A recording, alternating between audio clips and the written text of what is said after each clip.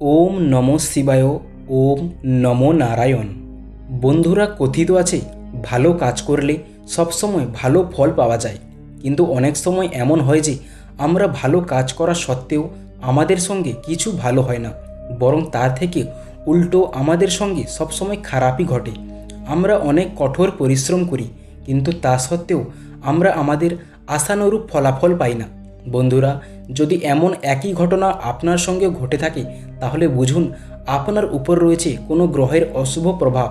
এছাড়া থাকতে পারে কোনো বিশেষ শক্তির অশুভ নজর, এবং এই অশুভ নজর থেকে নিজেকে বাঁচাতে হিন্দু শাস্ত্রে অনেক বিশেষ উপায়ের কথা বলা হয়েছে। সেখানে বলা হয় যে যদি কোনো ব্যক্তি নিত্য নিয়ম মেনে এই 5টি কাজ করেন, তাহলে কোনো খারাপ শক্তি তার পথে আসতে পারে না। এছাড়াও এই 5টি কাজ করার ফলে খুশি হন ভগবান বিষ্ণু, মহাদেব, মাতা লক্ষ্মী ও স্বয়ং শ্রী হনুমানজি। তাদের আশীর্বাদ সবসময় থাকে ওই ব্যক্তিদের ওপর। তো সেই 5টি কাজ কি কি তা প্রত্যেক হিন্দু ধর্মের মানুষকেই অবশ্যই জানা উচিত। তো চলুন আর দেরি না করে জেনে নেই সেই 5টি কাজ কি কি, যেই কাজের দ্বারা আপনিও পেতে পারেন বিভিন্ন দেবতার শুভ আশীর্বাদ। প্রথম, রোজ সকালে উঠে নিজের হাতের তালু দর্শন। শাস্ত্রে বলা আছে, করাগ্রে বসতি লক্ষ্মী করমর্ধে সরস্বতী করমূলে তু গোবিন্দা প্রভাতে করদর্শনম।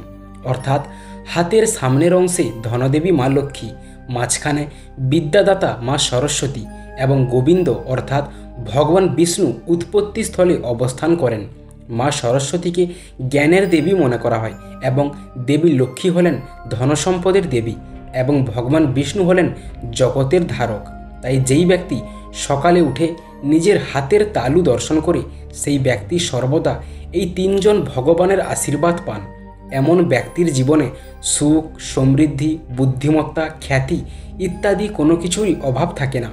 শাস্ত্রে বলা হয়েছে, আমাদের হাতের 4টি আঙুলের সামনের অংশে দেবতীর্থ রয়েছে। এইভাবে যখন আমরা সকালে ঘুম থেকে উঠে আমাদের হাতের তালু দেখি, তখন আমরা ঈশ্বরের সঙ্গে এই তীর্থগুলিও দেখতে পাই। এতে আমাদের জীবনে সব কিছুই শুভ হয়। দ্বিতীয়, স্নানের সময় পালন করুন এই বিশেষ নিয়ম। স্নানের সময় নদী, পুকুর বা বাড়িতে যেখানেই স্নান করা হোক, প্রথমে মাথায় জল দিতে হবে। ভুল করেও প্রথম পায়ে জল দিতে নেই। শাস্ত্র অনুসারে জলে নারায়ণের বাস, তাই জলে সর্বপ্রথম মাথায় দিতে হয়। স্নান করার পর শরীরের কোন অঙ্গটা সর্বপ্রথম মুছতে হয় তা অনেকেরই জানা থাকে না, ফলে জীবনে নানা সমস্যায় পড়তে হয়। স্নানের পর সর্বপ্রথম মুছতে হয় শিরদাঁড়া। মনে করা হয় এরকমটা করলে দারিদ্র কখনো কাছে ঘেঁষতে পারে না। হিন্দু ধর্ম অনুযায়ী খাবার পর স্নান করা উচিত নয়, বরং স্নান করে খাদ্য গ্রহণ করা উচিত। কোনো ব্যক্তির স্নানের পর বেঁচে যাওয়া জল দিয়ে স্নান করতে নেই। আবার যারা চাপকল, নলকূপ, কুয়োর জলে স্নান করেন, তাদের নিজের স্নানের জল নিজেই তোলা উচিত বলে মনে করা হয় হিন্দু শাস্ত্রে। তৃতীয়, ওম নমঃ শিবায় মন্ত্রের জপ করা। ওমকে মহাবিশ্বের ধ্বনি বলে মনে করা হয়। এর অর্থ ভালোবাসা এবং শান্তি। নম এবং শিবায় একত্রে 5টি উপাদানকে বোঝায়: পৃথিবী, জল, আগুন, বায়ু এবং আকাশ।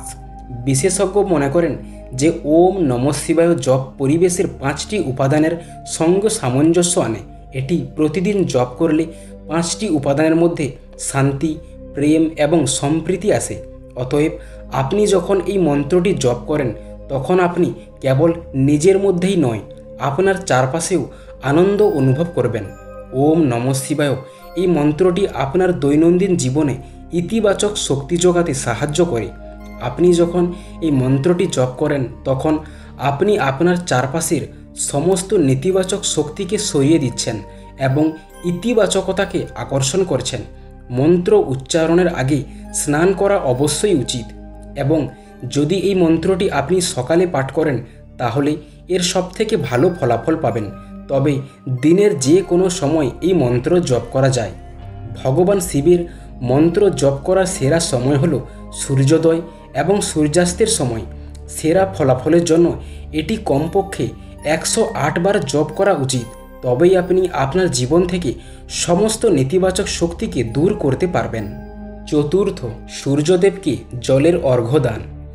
জ্যোতিষশাস্ত্র অনুসারে সূর্যদেবকে জলের অর্ঘ্য দান করা প্রত্যেক ব্যক্তির জন্য একটি অত্যন্ত পবিত্র বিষয়। যে ব্যক্তি রোজ সূর্যদেবকে জলের অর্ঘ্য দান করেন সেই ব্যক্তির জীবনের সমস্ত অশুভ অন্ধকার সূর্যদেবের আশীর্বাদে দূর হয়। যদি কোনো ব্যক্তির জন্মকুণ্ডলিতে সূর্য দুর্বল থাকে তাহলে সেই ব্যক্তি নিয়মিত সূর্যকে জল নিবেদন করুন। জ্যোতিষশাস্ত্র অনুসারে সূর্যদেবকে জল নিবেদন করলে আপনি দ্বিগুণ ফল পাবেন। তামার পাত্রে জল দিলে ভালো ফল পাওয়া যায়, পাশাপাশি ফুল দিলেও খুব ভালো ফল হয়।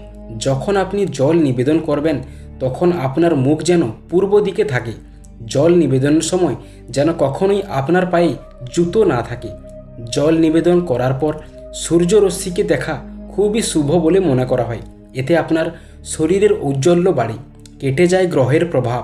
মনে করা হয় যেসব ব্যক্তিরা সহজ রেগে যান, খুব জেদি, অহংকারী, নিয়মিত তারা সূর্যকে জল অর্পণ করুন। এর ফলে আপনার সকল বদঅভ্যাস দূর হবে। পঞ্চম, নিয়মিত পাঠ করুন হনুমান চালিসা। ভগবান হনুমান হিন্দু দেবতাদের মধ্যে অন্যতম। মানুষ হনুমানকে তার সাহস ও শক্তির জন্য পূজা করে। ভগবান হনুমান বজরংবলী নামেও পরিচিত, যাকে আমরা অমর বলে মনে করি। বানর দেবতাকে খুশি করতে অনেকেই হনুমান চালিসা পাঠ করেন। এটা বিশ্বাস করা হয় যে তুলসীদাস তার কারাগার থেকে হনুমান চালিসা গিয়েছিলেন। সেখানে তাকে 40 দিন রাখা হয়েছিল এবং তিনি 40টি চৌপাই মন্ত্র পাঠ করেছিলেন। আপনি যদি হনুমানের ভক্ত হন তবে তার আশীর্বাদ পাওয়ার জন্য আপনাকে অবশ্যই হনুমান চালিসা পাঠ করতে হবে। জ্যোতিষীর মতে সকাল বা সন্ধ্যায় হনুমান চালিসা পাঠ করা যেতে পারে। সকালে স্নান করে হনুমান চালিসা পাঠ করুন। আপনি যদি সন্ধ্যায় পড়তে চান তবে আপনার হাত ও পা সঠিকভাবে ধুয়ে নিয়ে তারপর পাঠ করুন। আপনার যদি খারাপ স্বপ্ন থাকে বা অশুভ আত্মা থেকে মুক্তি পেতে চান তাহলে হনুমান চালিসা পাঠ করা আপনার জন্য খুবই উপকারী প্রমাণিত হবে।